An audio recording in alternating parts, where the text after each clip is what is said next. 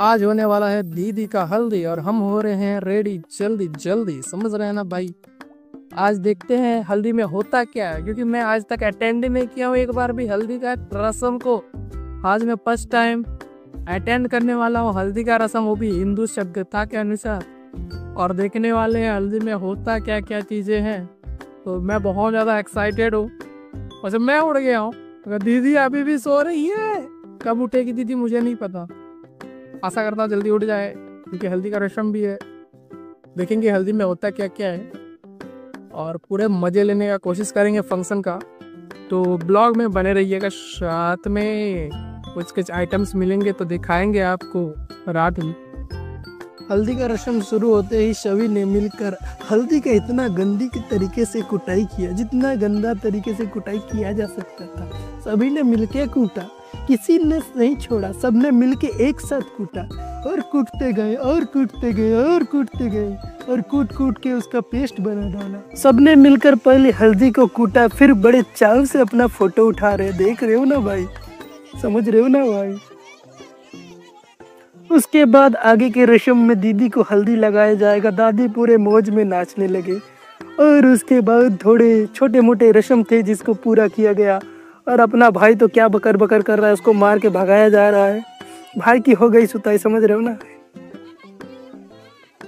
उसके बाद दीदी का ब्लेड के हेल्प से, समझ रहे हो, अंगुलियों के ऊपर के नाखूनों को थोड़ा खरोचा गया है ना खरोचा ही जा रहा है ना। मेरे को तो वही दिख रहा है, मेरे को कुछ अलग नहीं दिख रहा है, क्योंकि मैं उस टाइम कैमरामैन था ही नहीं। मेरे को नहीं पता क्या हो रहा था। मैं किसी और के हाथों में कैमरा, मतलब कि फ़ोन सौंप के गया था, क्योंकि मेरे पास कैमरा ही नहीं है। मैं कैमरामैन कैसे बनूं। मेरा फ़ोन दूसरों के हाथ में था, दूसरों ने जैसा भी रिकॉर्ड किया ठीक ही है, चल जाएगा काम, वीडियो बनाना है। फिर पैर के उंगलियों के नाखूनों को भी खरोचा गया। खरोच खरोच के उधारने का कोशिश किया जा रहा था। अरे नहीं बाबा नहीं, खरोच के उधारने का कोशिश नहीं, ये कोई रस्म था जो पूरा किया जा रहा था। इसके बाद क्या हुआ, इसके बाद मैंने मेहंदी का स्टेज को सजाया और फिर मैं 2-4 फोटो ले लिया। और फोटो लेने के बाद मैं बहुत खुश था, मगर मेरा खुशी सहा नहीं गया मेरे भाई से।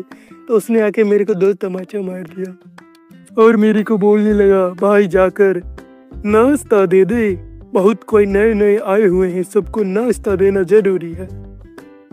उसके बाद ये रस्म खत्म होने के बाद दिन से रात हो गया और फिर दूसरा दिन आ गया और फिर मैं ही गया, कहाँ गया मुझे भी नहीं पता। रातों में मेहंदी का भंडारा लगा और भंडारे में सबने मज़े से अपने हाथों में मेहंदियाँ लगाई और इतना मेहंदियाँ लगाया जितना मेहंदियाँ लगाया जा सकता था।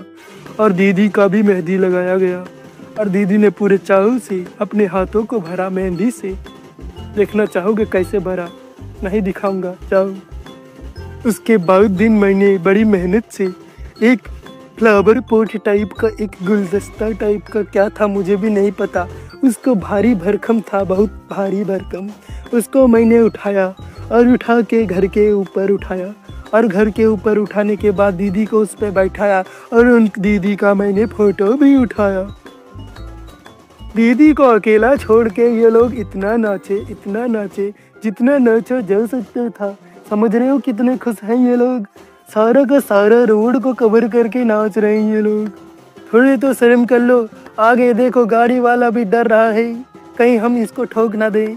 अगर गलती से ठुका गए तो हमको फिर लेने के देने पड़ जाएंगे। एक धुन के ख़त्म होते ना होते दूसरा धुन बजा दे रहा था। और ये देख रहे हो भैया लोग क्या ही दादिन दादिन नाच रहे हैं। और बड़े तो बड़े, यहाँ पे छोटे भी कम नहीं है बाबू भैया। तो छोटे छोटे बच्चों को देख पा ही रहे होंगे, ये दोनों क्या ही मौज मना रहे हैं। दीदी का शादी है, मौज तो मनाना पड़ेंगे ना मेरी जान। सब मज़े ले रहे हैं शादी का। हम तो काम कर कर के थक गए थे, इसीलिए हम गए नहीं नीचे। नीचे जाते तो हमें भी पकड़ के नाचवा लेते ये लोग, इसीलिए हम ऊपर से वीडियो बनाने लगे। दिन भर बहुत दौड़ा है भैया लोगों ने, मेरे को दौड़ा दौड़ा के मेरे को थका डाला। उसके बाद भैया लोग ने मस्त नहा धो के एक से एक महंगे महंगे ड्रेस पहने। लेकिन आपको पता है तुम्हारे भाई ने बहुत गरीबों वाला ड्रेस पहना था। हाँ, बहुत गरीबों वाला। मगर उसी ड्रेस के साथ मैंने पूरे पार्टी को अटेंड किया। लग रहा हूँ ना मैं पूरा गरीब, लेकिन मेरे भैया लोग बड़े अमीरों वाला ड्रेस पहने थे।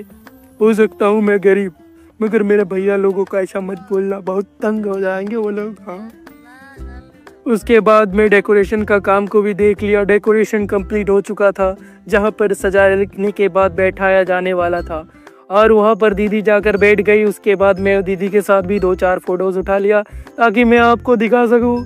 साथ में मेरे को भांजे भी मस्त मस्त मिले थे। मुझे पता ही नहीं था मेरे इतने सारे भांजे हैं, और वहाँ जाने के बाद जब मुझे पता चला इतने सारे मेरे भांजे पड़े हैं तो सबके साथ 1-2 फोटो उठा लिया।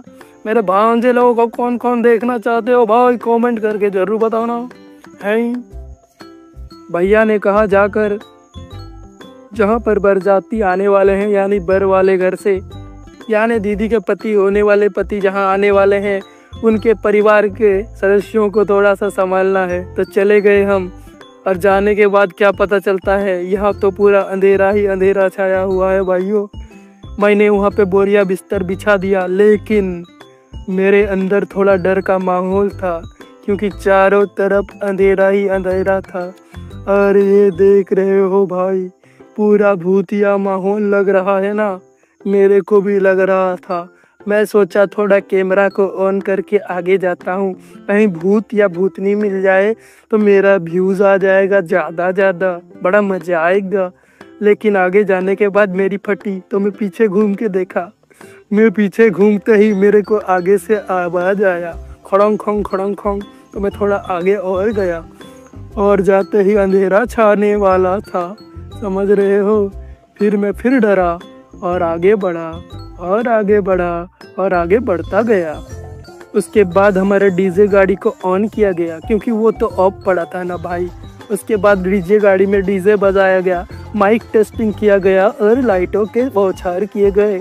हर तरफ चांदी नहीं, लाइटें ही लाइटें थी। इतने लाइटें जितने लाइटें लगाए जा सकते थे, डीजे गाड़ी में भर के लाइटें लगाए जा सकते थे। उसके बाद हम लोग थोड़े आगे बढ़े और फटाके फोड़ने लगे। और फटाके देख रहे हो क्या ही फूट रहे हैं।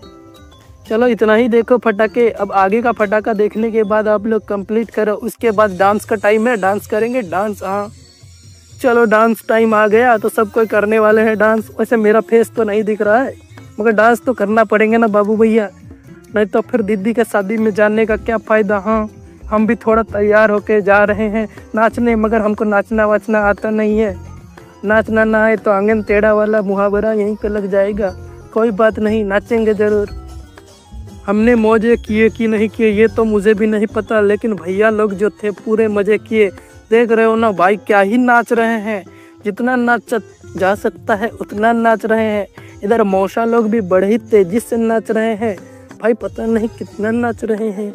अभी नाचना वाचना तो होता रहेगा। अब आ गया हमारे दूल्हे साहब का थोड़ा आरती उतारना भी तो ज़रूरी है, मगर ये लोग इतने ज़्यादा भीड़ किए हैं कि मेरे को कुछ दिख भी नहीं रहा है कैमरा में। अरे कैमरामैन कौन था, थोड़ा ढंग से उठाया होता ना भाई क्लिप को।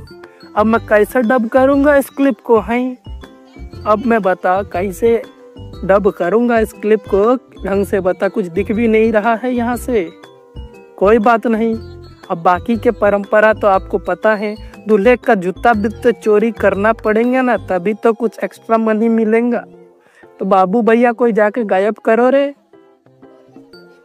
पैर धुलाने के बहाने पैरों को पकड़ के रख रहे हैं, समझ रहे हैं। पैरों को उठाने भी नहीं देंगे, उसके लिए अभी पैसा मांगता है बाबू भैया।